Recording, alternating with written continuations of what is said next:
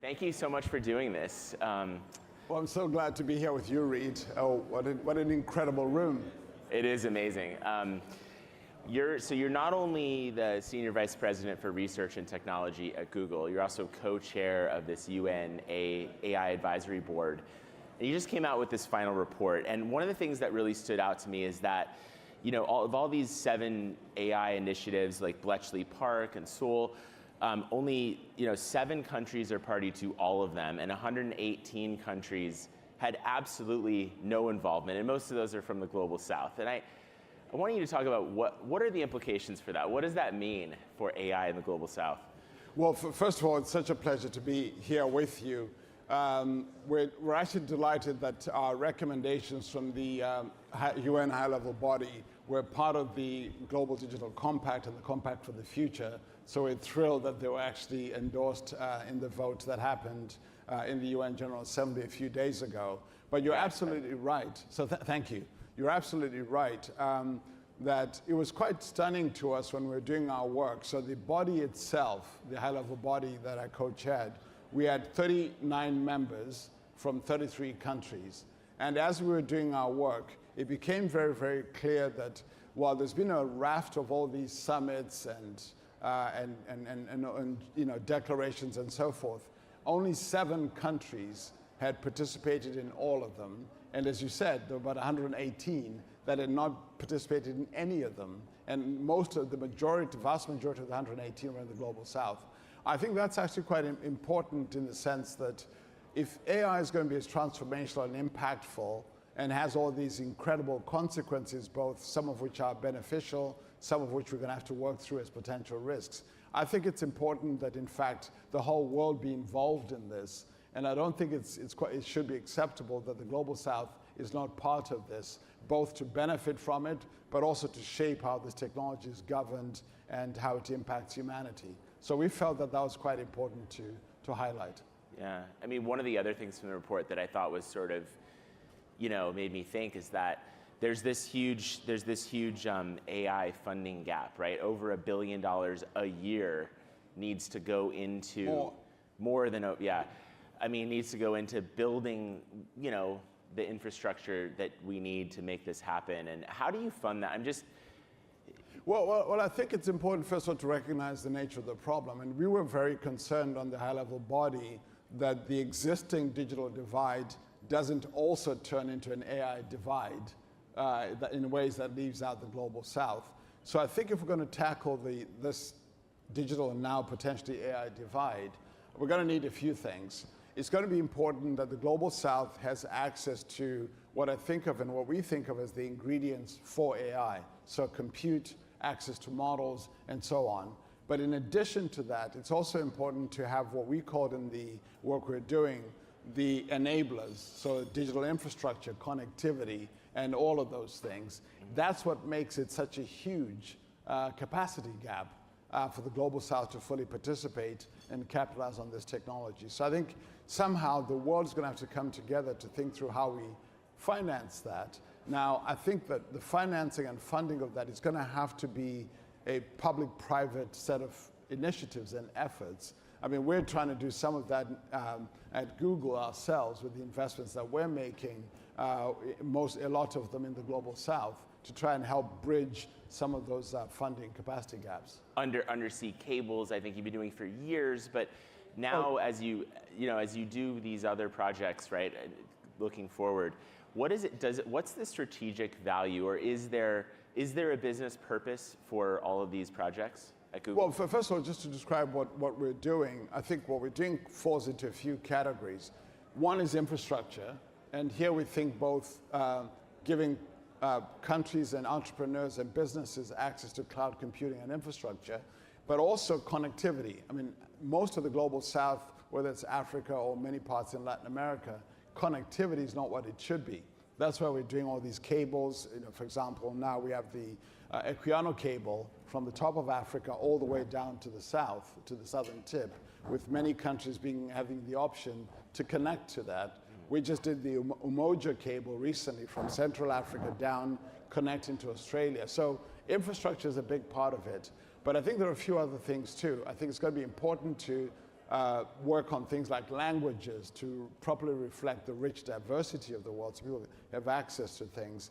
I would also add some of the people capacity issues, whether it's skills or helping entrepreneurs, funding entrepreneurs, and all of that. So all of these things are things that are going to be quite important. I think in many respects, we have to do this in ways that tries to get to everybody. I think, for us, at least at Google, we're guided on this by the core mission of the company, which is to make information universally accessible and useful everywhere, to everyone. So I think that's a lot of what our motivation is, to try to get to everyone. So it's not something that pencils out financially for the company. This is another motive, I would say. Well, I think you have to go beyond. I mean, take languages, for example. Take languages. I mean, I think if you think about, what languages might pencil out, I think you would probably stop at about 40 languages or something if you're going to do translations. But if you're trying to get to everybody, I mean, right now we're already at like 246 languages, and we just added 110 of those in the last 6 months, touching another 500 million people. In fact, our goal is to get to 1,000 languages pretty soon. I think the goal there is, driven by both needing to give access to as many people as possible, and that's what we're trying to do. Yeah. We've talked a lot about Google's sort of responsible AI initiatives, and everything you do kind of has that running through it, and in some ways you kind of hold back. I wonder if you could sort of, I hear this contrast between what you do, and in the Global South, it's less about that and more about like, we just need this technology. Like, we don't want anything to hold us back. How do you sort of square those differences? Well, I think it's it's a complicated set of considerations we try to do, and I wouldn't claim we get it right every single time. So we've had these AI principles that date back to 2018. And if you look at the core of them, there's 7 of them, so I won't take you through all 7 of them. But if you look at the core of them, they're trying to ask 2 questions. One is, could this be beneficial in any way? And the other one is, could this be harmful in any way? So we're constantly trying to grapple with that and try to get the balance right. Sometimes we get it right, sometimes we don't get it right, and try to course correct. But that's what guides those choices. So there are things, for example, that we said, this is not yet ready to put out into the world. Let's do more work on it. There are things we put out in the world, so oops, sorry, that wasn't quite ready yet, maybe hold back. So we constantly try and be guided by those core principles. And we always get lots of feedback. Our users give us lots of feedback when we get it right and when we don't get it right. Another issue, I think, with AI in the Global South is, and really connectivity too, is data sovereignty. I mean, all these countries want to have their own data and their own, borders and control it. But that also requires more investment, right? I mean, that's a bigger investment. So how do you think, is that an issue that you've thought about, and how do you solve it? Well, I think in some ways the data question is often misunderstood, particularly with regards to AI, in the following sense. If you think about how many of us around the world are building these foundation models, these large language models, it's mostly data on the internet. And that's available to everybody. It's accessible. So, right, you can, if you wanted to train your model in pick your country, you're mostly training on what's on the internet. That's what we're all doing, both the large companies and the small companies. I think the questions where what you want to be able to do in all of those is to make sure we're fully reflecting the rich diversity of the world. And often there's some languages, some cultures that are not as properly represented on the internet. So I think that's important. I think where the sovereignty questions come in is when you're thinking about questions to do with privacy, when you think about data that is much more about transactions, say financial data or transaction data. Of course, you want to make sure you're very thoughtful about that. But if the question is simply training these large language models, everybody's training these off what's on the internet. I know you also talk with a lot of ministers, digital ministers in Africa especially. Who is doing things that right? Who are some interesting ones that are really thinking about this in the right way? And what are they doing? What are the big ideas? Well, actually, one of the things that's been interesting to me is, as I do what I do, and there's some extraordinary digital ministers doing extraordinary things. And, what's been remarkable to me is, I think, not because, but it just so happens that most of the ones I can think of are women, actually. So I think of, for example, one of them is actually here, Mrs. Sina Lawson from Togo, I just saw in the lobby. She's doing extraordinary work. Minister Paula Ngabire in Rwanda, she's doing incredible work, having extraordinary impact. I think about Minister Josephine Teo in Singapore, there are these extraordinary ministers who are having such impact, transforming their societies and their countries in very, very compelling and inspiring ways. And it's interesting to me that most of the ones I can think of are women, actually. That is really interesting and promising in a lot of ways.